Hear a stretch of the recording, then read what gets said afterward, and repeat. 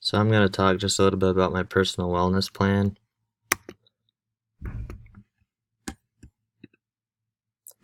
So first, I'm going to talk about exactly what health means to me. It's physical health, emotional, mental health, and also spiritual health.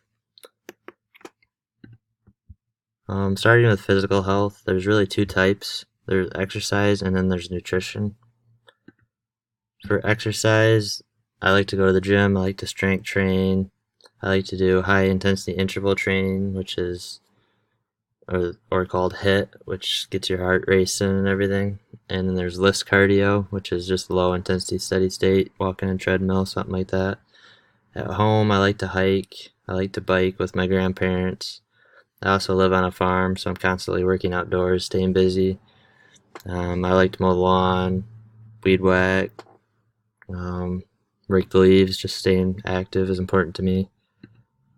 Um, for nutrition, just having a healthy diet of proteins, carbohydrates, fats, green leafy vegetables, or just regular green vegetables is important. And also just your fruits and everything like that. Get your macronutrients in. Then there's emotional health. There's really two types of this, which is mental and social. Mental health is basically time for yourself, time away from technology and away from other people, and maybe just time spent with nature, getting away from this busy life. And then there's social health, which is making time for friends and family and just interacting with other people. And it's also important to choose the right friends because they'll have a big impact on your social health. And then there's spiritual health. I think that this is number one.